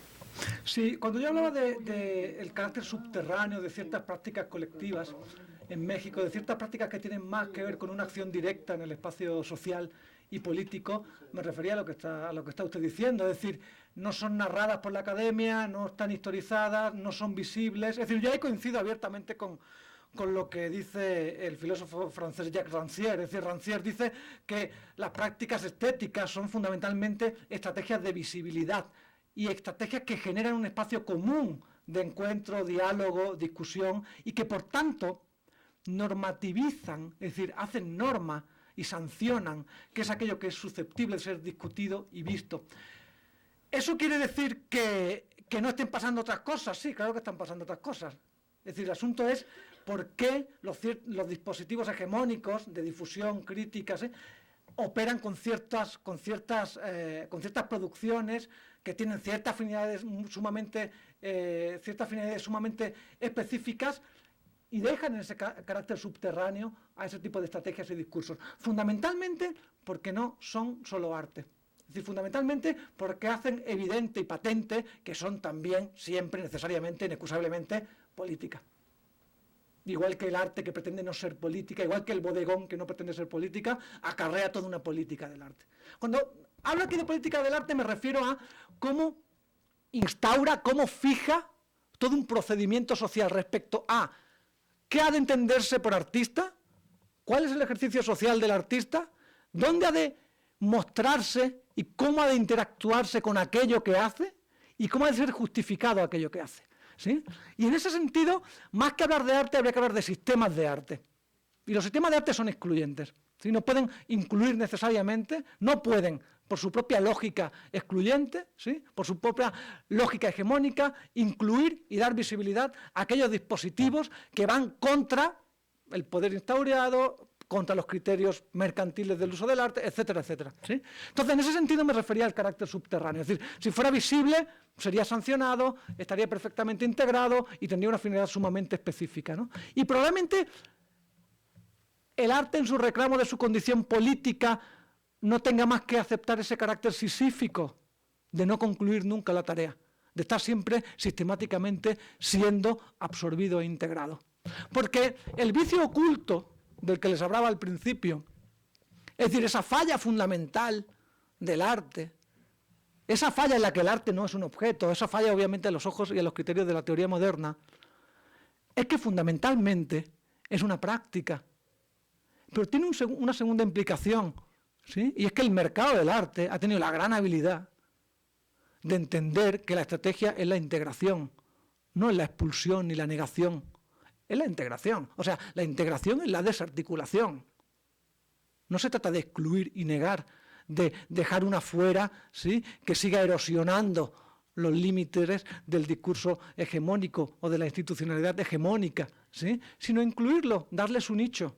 A mí me recuerda mucho, pues, el carácter iracundo de filósofos modernos críticos, sumamente críticos, como Adorno, por ejemplo, ¿no? Adorno se queja todo el rato, y se queja con Horkheimer específicamente, ¿no?, en Dialéctica de la Ilustración, del carácter mercantil del arte, y que el problema del arte es que ha dejado de ser confrontacional y crítico, es decir, ha dejado de ser incomprensible, que ese era el criterio con el que Adorno asocia fundamentalmente el carácter autónomo del arte, ¿verdad?, para ser fundamentalmente un pasatiempo y un espectáculo, ¿no? Adorno tiene una frase, Adorno y Horkheimer tienen una frase muy contundente al respecto, ¿no? Es decir, divertirse es estar de acuerdo, dicen muy contundentemente. Por lo tanto, el arte, entienden ellos, están escribiendo en 1940, 46. El arte, por tanto, lo que tiene que generar es fundamentalmente una negación de la realidad en la que anida, en la que habita, ¿sí? Es decir, tiene que desatar una dialéctica negativa, dicen ellos. Porque la otra acepción de arte, la del arte como pasatiempo, no es más que el financiamiento del statu quo. El problema con esta actitud iracunda y confrontacional de Adorno y Horkheimer, compartida por otros muchos, con el propio Grinberg, por ejemplo. Grinberg tiene un texto magnífico, Vanguardia y Kitsch, donde Grinberg confronta abiertamente, dice que todo el kitsch, toda esta marabunta de arte basura, dice él, ¿no?, de arte para las masas, desde, no sé, las novelas de serie B a las películas de Hollywood, a los Beatles, ¿sí?, porque para él todo eso caía dentro de la cultura popular, ¿sí? El problema de eso es que se está abalanzando sobre la cultura de élite. La respuesta de Adorno es, tenemos que atrincherarnos, tiene que haber una trinchera, ¿sí? Y Adorno defiende que música, no sé, la música dodecafónica de Schoenberg, por ejemplo, o Alban Berg, marca esa diferencia fundamental entre la alta cultura y la cultura popular porque es incomprensible, porque es abiertamente incomprensible y por tanto refractaria, porque todo lo que es comprendido es sometido. Adorno, me imagino que se debe estar retorciendo en la tumba si viera que en Mix Up hay una sección de música dodecafónica. Es decir, como que el carácter de refractario y de confrontación abierta, el ejercicio crítico no es un ejercicio simbólico. Es decir, Adorno, además creo que son perfectamente conscientes de ello. Adorno dice, mira, el problema con el arte popular es que ir al cine, da el cine como ejemplo de arte popular, el cine es su gran némesis, ¿sí? Y ir al cine no implica ningún cambio en los sujetos. Es decir, el problema con el cine es que uno sale como entró, como consumidor. Es decir, ya veas Bambi o veas Michael Moore, sale como entraste, dice Adorno. No hay ningún cambio, o sea, no, su función social no replantea ningún tipo de interacción contigo, de tal manera que revises y te veas retado y te veas, de hecho, urgido a cambiar la manera en la que escribes tus prácticas sociales. Dice Adorno, no. Es decir, la crítica ha logrado ser inscrita como el espectáculo de la crítica y no la crítica al espectáculo. ¿Sí? Pero perdón, así como que me salí por las ramas, pero creo que venía al caso, y sí, cuando me refería al carácter subterráneo, me refería precisamente a que no hay, no digo una sanción que no es necesaria, además, cuanto menos sanción institucional haya, mejor, pero lo que está claro, ¿sí?, es que no tiene visibilidad crítica y teórica académica. Con eso sí estoy de acuerdo, sin duda.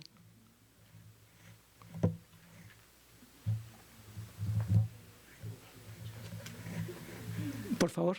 Mire, nada más algo que me hace pensar en todo esto es también cómo surgen el teatro colectivo, muchas otras expresiones de arte a partir de todas estas nuevas formas de expresión que también se me hacen muy interesantes, ¿no?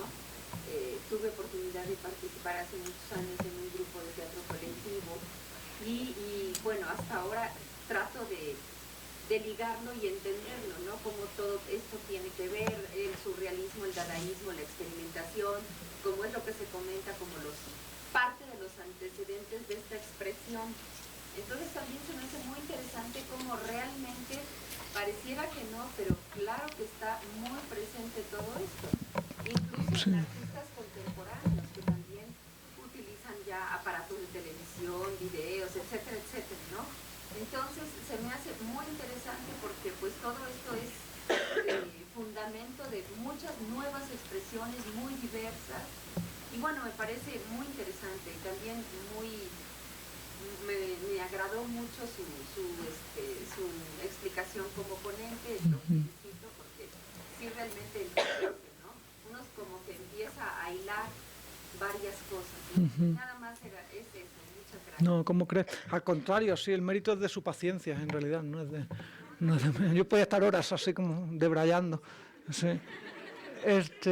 No, pero hay un asunto muy interesante que marca usted sobre esta suerte de ejercicios colectivos, por ejemplo, en los teatros o en los grupos de edad.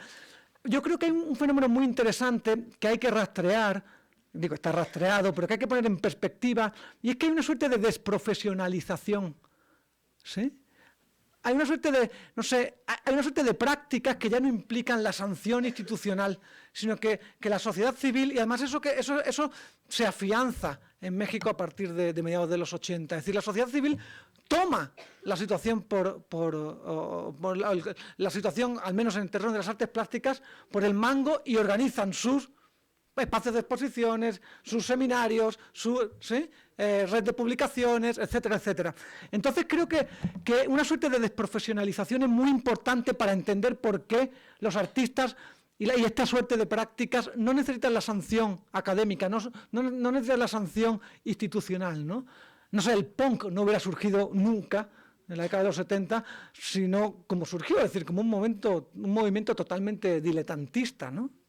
En ese sentido. Hay un texto, digo, es muy discutible, ¿no?, de muchas de las cosas que dice Greil Marcus en Trazos de Carmín, que es un texto que seguramente conozcan ustedes, pero hace una crítica, crea una perspectiva cultural de lo que él llama la contracultura, ¿no?, en los 60s y los 70s, y para él uno de los rasgos definitorios es precisamente esa desobediencia hacia la sanción institucional, ¿no?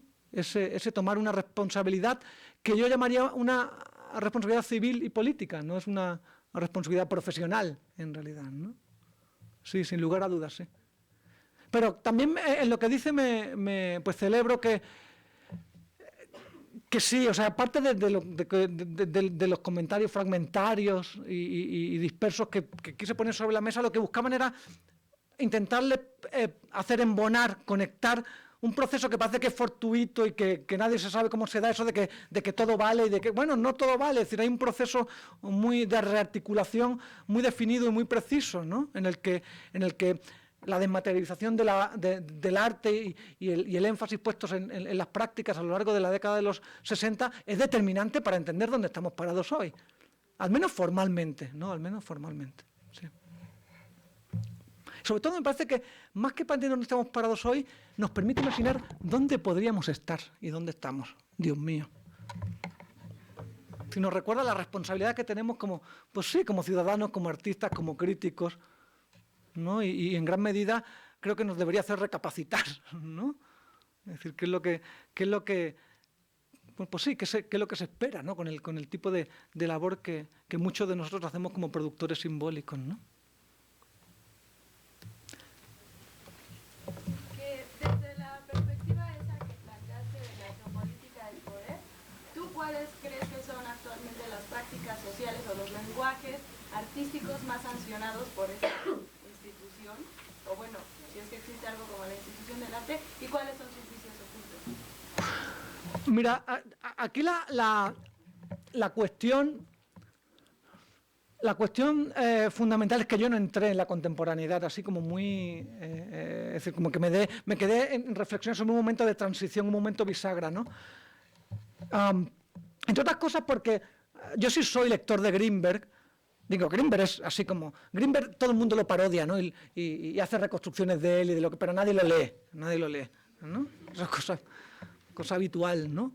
Es un gran escritor Greenberg y tiene un tono muy lapidario sobre el presente, y eso de alguna manera a mí me hace ser prevenido respecto a lanzar así como, ¿no?, observaciones muy contundentes sobre el presente, probablemente por evitar ser pues tan arrogante, ¿no?, como puede ser la crítica, ¿no?, en este sentido.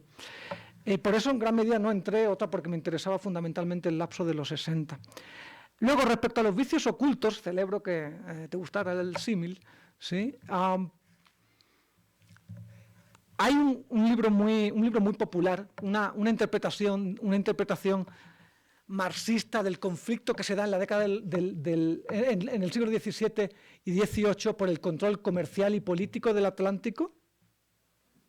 ¿Sí? El libro se llama The Many-Headed Hydra, ¿no? La hidra de muchas cabezas, ¿no? La lucha por el control del Atlántico. Obviamente la lucha la ganó Inglaterra, ¿no? Pero es muy interesante porque en ese momento estos autores describen cómo el barco era una unidad militar y mercantil, pero que también acogía a piratas y corsarios, donde esclavos, expresidiarios, fugados, revolucionarios perdidos, generan toda una nueva Atlántida. A mí me gusta ese símil y creo que viene muy al caso porque, dado que se habla tan extensamente y creo que fortuitamente de navegar en Internet, creo que es las dos cosas. Es decir, ellos mismos dicen, el barco, es decir, yo diría hoy Internet, ¿sí?, da las condiciones para el desarrollo del hipercapitalismo así en su condición más brutal, es decir, la generación de capital directamente sin ningún tipo de productividad material, y a la vez ofrece las condiciones para su crítica y su desmontaje, como el barco en el siglo XVII. Es decir, como da la posibilidad para esas dos tensiones, ¿no? Entonces yo creo que, además alguien me lo comentaba antes, creo que sí habría que atender a las nuevas tecnologías. Yo soy así abiertamente escéptico respecto a sancionar los modos artísticos como no sé, el graffiti o la serigrafía, como modos necesariamente disidentes o críticos o que pueden favorecer la apertura de nuevas relaciones sociales. Eso está en los usos. Y yo sí me preguntaría por las posibilidades y las capacidades de las nuevas tecnologías para articular ese tipo de prácticas que en los 60 amparó, ¿no?, la linotipia y la serigrafía y las estrategias de reproducción masiva, ¿no?, y que hoy habría que preguntarse dónde están esas posibilidades en otros ámbitos, ¿no? Pero claro, digo, el Guggenheim está lleno de net art y la Tate Modern, pero a la vez ese medio permite la articulación de otra suerte de colectividades que no tienen que acabar necesariamente ahí. O sea, yo fundamentalmente lo que pensaría es que lo que se gesta siempre, o lo que debe gestarse siempre, es una actitud de escepticismo respecto al determinismo de los medios, ¿no?, en ese sentido. Ya sé que no responde a tu pregunta, pero es lo que se me ocurrió. Es que más bien estaba pensando como que en ese símil que tú haces con el barco del siglo XVII y XVIII. Voy de acuerdo en que había como una capacidad o un agenciamiento por parte de quien usara el barco para hacer lo que le viniera en gana. Pero también en parte porque la cartografía del no estaba trazada, ¿o qué? mapeo así, pues no estaba tan definido, ¿no? Y yo no sé hasta qué punto no es el espacio virtual como lugar en el que se desarrollan prácticas sociales, artísticas y tal, podrá estar cartografiado, o sea, podrá estar mapeado, o podrá haber un registro, o sea, ¿qué tanto ¿Pero eso lo ves como un lastre o como una posibilidad? Es decir, sí, pues sí, claro.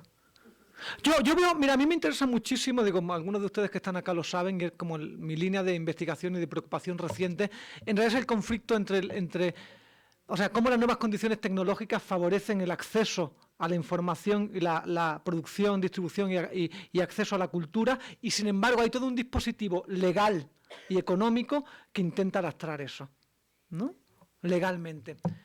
Y para mí sí es un tema de suma preocupación porque en realidad legislaciones sumamente restrictivas como las que han pasado en Estados Unidos o en Europa, penalizando, bueno, es que llega a unos extremos realmente absurdos, ¿no? Pero penalizando con $30.000 la descarga de una canción en un sistema peer-to-peer, ¿sí? O en España, en España llega a ser, o sea, la descarga de material protegido por leyes de derechos de autor en España tiene pena de cárcel, o sea, 2 años y 1 día, creo. Digo, no, en España si no tienes una pena de más de 2 años y 1 día no vas a la cárcel, a no ser que hayas sido, digamos, cliente habitual, ¿no? Entonces sí vas de cabeza, ¿no? Pero fíjense en lo siguiente. La legislación, si tú descargas una canción en formato peer-to-peer, lo considera un delito. Si vas a Liverpool, bueno, a Liverpool no, al Corte Inglés, ¿no? Y te robas un CD, es una falta. O sea, solamente es económica, no es de cárcel. La cárcel es lo de los barrotes y las duchas compartidas y eso, ¿sí? Es decir, vamos a ver. Pues, de hecho, no solo te puedes chorar un CD, como dicen en mi pueblo, es decir, no puedes solo robar. Es decir, si te interesa, y ese la verdad que es tu problema y requieres de tratamiento psicológico, ¿no? Pero si te interesa Cristina Aguilera, ¿no? Y dices, ¿qué hago? ¿Descargo una canción? O me robo, si estás en España, o me robo el CD. ¿Saben qué? Róbense el CD de Cristina Aguilera, la colección completa de Julio Iglesias, porque si no superan 400 euros, no es delito. Esas son las reformas legales. Esas son las reformas legales. Y a mí sí me da mucho miedo porque están cooptando las libertades individuales, las libertades civiles. Porque la legislación, antes de esa reforma, como bien deben saber ustedes, admitía la copia privada para fines personales. Es decir, ustedes tenían un CD o un libro, ustedes pueden hacer una copia para ustedes. Porque lo quieren llevar en el coche y oírlo ahí. O porque lo quieren leer en el baño, las obras completas de Tolstoy. Pues hacen la copia y se la llevan ahí. O ¿saben qué? O la quiero regalar a mi primo, que es un iletrado y que estoy intentando así hacer que sea culto. Hago una copia y se la doy. ¿Sí? Ahí no hay ningún tipo de... No se está infringiendo ningún delito. Y sin embargo, las últimas reformas legales que aceptan los DRM, los Digital Rights Management, los dispositivos que impiden el copiado, están violentando una ley, o sea, un derecho, perdón. Nos están impidiendo hacer la copia privada. Peor aún, mientras no se modifique la legislación en México, no es ilegal el sistema peer-to-peer. Porque dice muy claramente que ustedes pueden hacer una copia privada para uso personal siempre y cuando no tenga ánimo de lucro. Con lo cual, si yo la subo a internet y ustedes la bajan, no hay ánimo de lucro. No hay ánimo de lucro. Hay ya algunas decisiones en algunas de las cortes europeas que avalan eso. ¿A dónde voy con esto? Y aunque parezca una digresión muy amplia, es que el marco... O sea, que hay un conflicto entre las prácticas y el marco legal y que a mí hoy me parece sumamente importante que sí hay que luchar esa batalla. Hay que luchar esa batalla porque el día que Telmex y Televisa y los distribuidores de contenidos decidan hacer lobby y modificar la legislación, no va a pasar por acá. Y va a haber una cooptación directa de los derechos de los ciudadanos, ¿no? Y eso no está puesto en perspectiva. A mí me llama mucho la atención, además, porque... Hubo una reforma a la Constitución mexicana, no sé si sepan, pero a partir del 1 de mayo de este año, el Estado, y está en varios artículos, pero el artículo 4º incluye claramente que el Estado, que todos los ciudadanos tienen derecho al acceso a la cultura y que el Estado va a proveer y tiene que favorecer el acceso a su infraestructura. Es decir, eso no dice sobre el derecho de autor.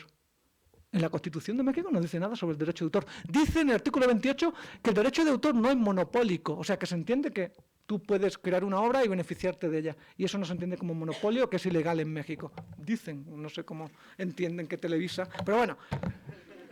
Y sin embargo, la ley de derecho de autor, o sea, el derecho de autor tiene una ley. Te llevan a la cárcel, ¿no?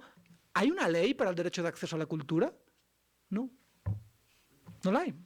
O sea, está legislado parte de los derechos de los autores, pero no la parte de los derechos de los ciudadanos. El artículo 27 de la Declaración Universal de los Derechos del Hombre, del ser humano, ¿sí?, recoge las dos cosas. Es decir, que es un derecho que protejan la creación intelectual de un autor y ser remunerado por ella, y dos, es un derecho para los ciudadanos beneficiarse del adelanto tecnológico, cultural y científico.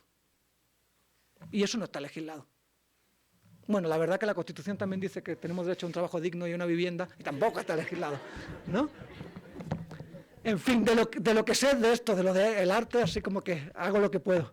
Pero lo que me interesa últimamente es efectivamente este conflicto, que creo que sí es un conflicto serio y en el que sí tenemos que reivindicarnos como ciudadanos. Es decir, como que no podemos imitar modelos que ya están ahí, fueron muy efectivos, creo que sí significaron un cambio muy importante, pero en esta tarea sisífica del ciudadano de tiempo completo, porque ser ciudadano hoy es una tarea de tiempo completo, es decir, no es a ratos, no voy y voto y ya. No, ser ciudadano es ejercer una vigilancia estricta sobre el contexto legal y político en el que ejercemos, reivindicar nuestros derechos y velar por ellos, ¿no? Fundamentalmente, ¿no?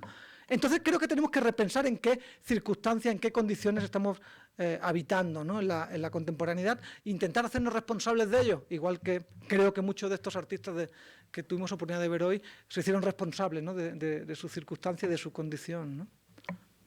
Pero bueno, ya no abusemos más de la paciencia del ponente. A no ser que tenga una última pregunta, si no acabamos, sí.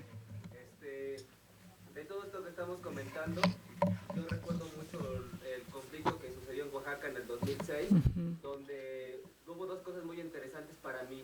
Por un lado, los medios masivos estaban completamente dominados, ¿no? por todo un mensaje que no era hacia nosotros, pues éramos ajenos a eso. Ante esto, la respuesta de la sociedad oaxaqueña fue tomar los medios de comunicación, hacer programas, por primera vez sintieron que era estar del otro lado, pues, diciendo sus problemáticas, diciendo sus conflictos, diciendo cómo resolver tal o cual problema. Ese fue uno, y el segundo fue toda la cuestión artística que también sucedió en Oaxaca, a raíz del movimiento magisterial, que fue toda esta cuestión gráfica, de stencil, de que muchos artistas, que si nosotros recordamos, la mayoría de artistas oaxaqueños antes del 2006 son muy reconocidos porque toda la obra viene con cierto apego a Tamayo, al maestro Rodolfo Morales. Quien no hacía eso no vendía, ¿no? Entonces la gran cantidad de artistas oaxaqueños no tenían espacios. A partir del 2006 toman no los espacios, sino toman las calles, pues, para expresar todo lo que no se había podido decir a través de lo que ellos estaban viendo en su propio estado, que es un estado, yo creo, donde todavía existe el caciquismo muy fuerte. Pero se me hizo muy interesante cómo los artistas se apropian de sus espacios, de la calle, y la misma gente, ¿no?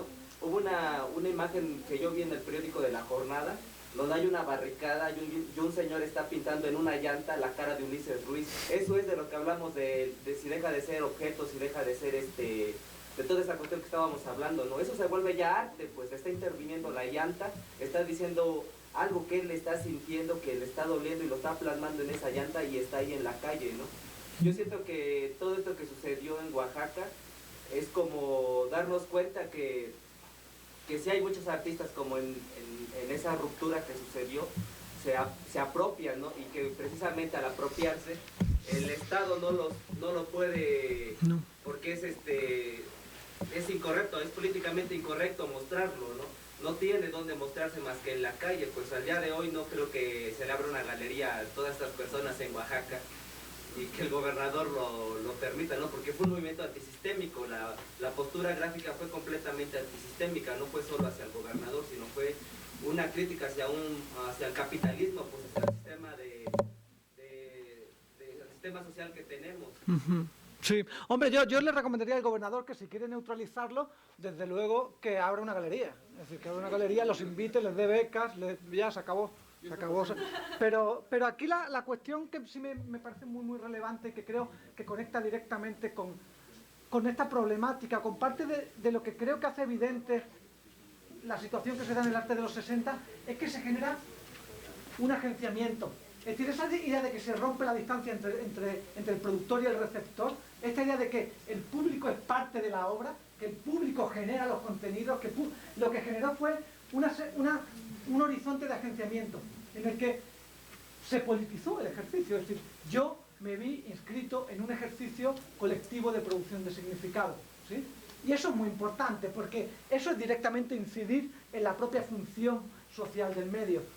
Es decir, si el medio lo que presupone de ti, como decía Adorno, es que tienes que ir a la galería, ver las obras que te gusten y salir lo que no te gusten y te vayas disgustado, no se replantea ningún tipo de función social por parte de los interlocutores. Aquí sí. Aquí es muy interesante y por eso les decía que el proceso de desmaterialización no fue solo un desmontaje del imperio del objeto, ¿sí? Fue la evidenciación del carácter inexcusablemente político, es decir, social, de generador de sociabilidad de las prácticas artísticas, que había estado cooptado y que orbitaba solo en torno a la lógica del objeto. Sí, es cierto. Lo que hizo evidente en los 60 fue que en la medida en que se desbordó esa cooptación, la práctica artística se hizo patente como fundamentalmente una práctica política. Política en el sentido de redefinir la función social del arte, para qué los artistas, dónde se inscriben, con quiénes son, cuáles son sus intermediarios y cuáles sus destinatarios. Esa es la gran pregunta. Y de nuevo, si nos vamos hacia atrás, esa es la gran pregunta que nos deja la modernidad. O sea, el gran mérito de la Bauhaus, sí, el gran mérito del cubismo no es la señorita de Aviñón, es el tipo de conciencia, el tipo de agencia que generó sobre la práctica artística, lo mismo que con el surrealismo. Eso es lo que quedó. Los otros son, como bien saben, estamos en un museo, los otros son fetiches, es decir, los otros son huellas de, ¿no? Literalmente una huella, o sea, un lugar por el que alguien pasó e hizo algo. Y estamos adorando, ¿no? Como han visto la peli esa de Monty Python, ¿no? En la que adoran la sandalia porque se le cae, ¿no? El Cristo se lo está comiendo un león, ¿no? Pues es igual, ¿no? Estamos adorando el objeto y relegando y olvidándonos, ¿no? De qué es lo que, dónde estaba inscrito eso, para qué funcionaba eso, ¿no? Y qué es lo que ha hecho posible. Entonces, en situaciones como la que menciona en Oaxaca, pues quiero pensar que efectivamente, y por lo que tú cuentas, creo que efectivamente lo que hay es una suerte de redimensionalizar, ¿sí?, esa función política del arte, ¿no? Es decir, hacer obvio que el arte tiene esa función y que se puede explotar como tal, ¿no? Y que de hecho ya funciona como tal. Por eso les digo que una manera de neutralizar eso es una galería, es decir, llévalo a los espacios tradicionales, ¿sí? Institucionaliza las prácticas, sanciónala y excluye la que no. ¿Y ya?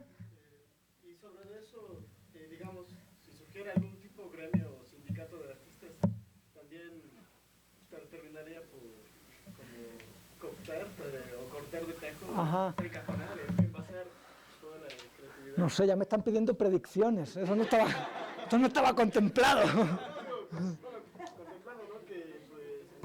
No, o sea, lo que pasa es que a mí además, hasta yo me sorprendo de una reacción negativa respecto al término sindicato, porque es un término que está abiertamente devaluado y que yo creo que sigue siendo sumamente importante, porque de lo que habla es de la organización colectiva, ¿sí? Y una organización desde la sociedad civil, ¿no? Cosa que a mí, por donde quieras que la mires, siempre me parece que va a generar un posicionamiento contrahegemónico. Claro, el pequeño problema es que se pueden asociar desde los nazis a los antisistemas, es decir, como no siempre nos convienen todas las asociaciones, ¿no?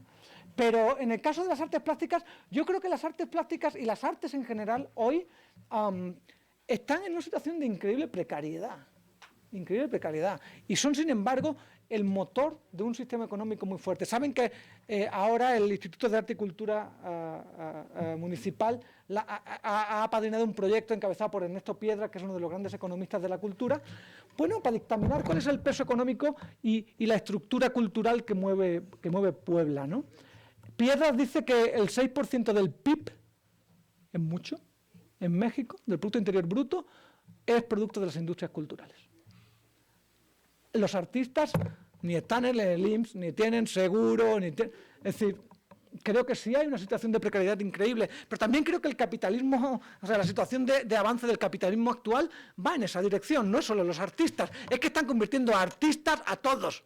O sea, la precariedad del artista está siendo expandida a, ¿no?, los ensambladores de coches, los profesores, los vedeles de museos, es decir, todos son tiempo parcial, se les paga por salarios, ¿sí? Esa es la tendencia, por lo cual difícilmente veo que vaya a haber una reforma legal ni que un sindicato de artistas, porque vamos justo en el camino contrario, es decir, los que tenían sindicato, ¿les suena?, los van a dejar de tener. Con lo cual veo difícil que un gremio además tan individualista como el artístico, no se logre. Por eso a mí la década de los 70 en México a mí sí me parece especialmente apabullante por ese brote colectivista, ¿no? Digo, los 70 y parte de los 80, insisto, no quiere decir que no hubiera ¿no? Que no hubiera habido colectivos, ni mucho menos operando. Claro, y ustedes lo saben mejor que yo, que claro que había. Pero a mí me parece que es un momento de una eclosión muy fuerte, fortísima, ¿no? En la que los colectivos son la unidad de creación. De hecho, van a tener la oportunidad de oír a Mónica Mayer, que fue ahora está en el colectivo Pinto mi raya y fue parte del colectivo Polvo de Gallina Negra, ¿no? Que fue uno de los grupos de principios de los 80, y ella va a dar una conferencia seguro que más divertida, documentada y accesible que la que he podido yo dar hoy. Pues muchísimas gracias a todos, ¿eh? Gracias.